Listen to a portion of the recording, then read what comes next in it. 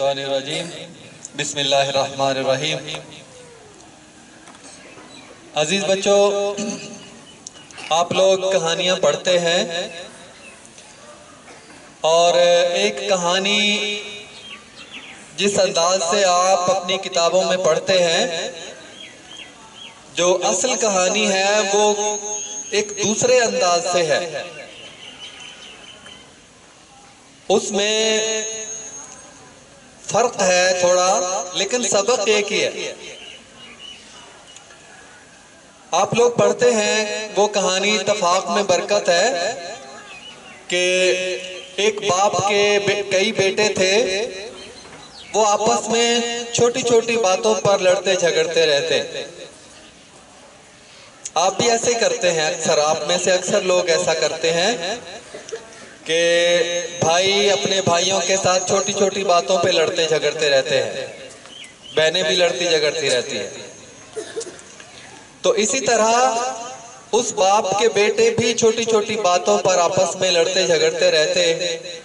बाप बहुत समझाता, लेकिन बाप की नसीहत का उन पर कोई असर न होता। एक दिन बाप ने एक तरकीब इख्तियार की। उसने एक सूत की अंटी, हम लोग अट्टी कहते हैं, सूत की अट्टी यानी सूत के धागों को बल देकर रस्सी की शक्ल में, रस्सी की शक्ल जब वो इख्तियार कर जाते हैं तो अट्टी बन जाती है। अंटी लफ्ज़ है, अंटी। हम तो अंटी फूफी ताई चाची सबको अंटी बना दिया है। और कितने खूबसूरत अल्फाज हैं हमारी ज़बान के कि फूफी से पता चलता है कि इसका वालिद के साथ क्या रिश्ता है, खाला से पता चलता है कि माँ के साथ क्या रिश्ता है, ताई से पता चलता है कि ये बड़ी है या छोटी है, ये बड़ा अंकल, फूफा, ताया, चाचा, सब लफ्ज बोलते ही रिश्ते का मुकम्मल रिश्ते की वजाहत हो जाती है। लेकिन ना आंट से होता है ना आंटी से वजाहत होती है, ये बाप से क्या रिश्ता है, माँ से क्या रिश्ता है, भाई से क्या रिश्ता है, कोई वजाहत नहीं होती। सब के लिए अंकल और सब के लिए आंटी। तो आंटी लफ्ज अट्टी के लिए बोला जाता है उर्दू में। सूत की अट्टी, रस्सी, धागों को बल देकर जो बनाई जाती है। तो जो मौलवी नज़ीर अहमद दहलवी की मुंतखबुल हिकायात किताब है, उसमें जिस अंदाज से है वो अंदाज मैं आपको बताना चाहता हूँ कि उस बाप ने जिसके बेटे लड़ते झगड़ते रहते थे, उसने अपने बेटों को बुलाया, कहा कि ये सूत की अंटी है, इसको जरा तोड़ के दिखाओ।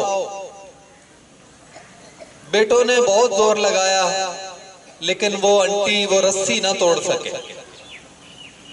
बाप ने कहा कि बेटा देखो, ये उसका एक धागा निकाल के दिखाया। उस सूत की अंटी, सूत की रस्सी में से एक धागा निकाल के दिखाया कि अब इसको तोड़ के दिखाओ। तो उसको आसानी से तोड़ दिया बेटों ने। फिर समझाया कि देखो, ये जो अंटी बनी है, ये जो रस्सी बनी है, ये कमजोर, कितने कमजोर धागों से बनी है। सूत का धागा बहुत आसानी से टूट जाता है, ये कितने कमजोर धागों से बनी है और कितनी मजबूत है। तुमने पूरा जोर लगाया फिर भी नहीं टूट सकी। इसी तरह तुम लोग जब अलग अलग होगे, आपस में लड़ते झगड़ते रहोगे, तो इस सूत के सूती धागे की तरह कमजोर हो जाओगे। दुश्मन तुम पर आसानी से हमलावर हो जाएगा, तुम्हें आसानी से नुकसान पहुंचाया जा सकता है किसी भी सूरत में। लेकिन जब तुम इकट्ठे होगे तो इस सूत की अंटी की तरह, इस सूत की रस्सी की तरह मजबूत और ताकतवर हो जाओगे, तुम्हें कोई नुकसान नहीं पहुंचा सकेगा। अजीज बच्चों, ये कहानियां हम हर रोज पढ़ते हैं, लेकिन बात है अमल की। किसी आदमी के पास हजारों किताबें हैं और वो गाड़ी भर के किताबों की ले जा रहा है, उससे कोई फर्क नहीं पड़ता। बेशक उसने सारी पढ़ी है, जब तक वो अमल नहीं करेगा उसकी जिंदगी में कोई तब्दीली नहीं आएगी। कौमें भी जब तक उसूलों पर जो अल्लाह और उसके रसूल ने बताए हैं उस पर अमल नहीं करती, कौम भी तरक्की नहीं कर सकती। कौम भी इत्तेफाक और इत्तेहाद की दौलत से मालामाल नहीं हो सकती। कौम के लोग भी आपस में इसी तरह लड़ते झगड़ते रहते हैं और अपनी तवानाइयां जाया करते रहते हैं। बहुत भरे जो अक्ल रखने वाला आदमी है, जो सूझबूझ रखने वाला आदमी है, वो हर छोटे से वाक़े से सबक सीखता है। और जो सूझबूझ नहीं रखता, अकल नहीं रखता, उसके लिए बड़े बड़े वाकयात बेसूद होते हैं, उनसे वो फायदा नहीं उठा सकता। तो अजीज बच्चों, मेरी अल्लाह से दुआ है कि अल्लाह ताला हमें भी इत्तेफाक और इत्तेहाद की दौलत से माला माल करे।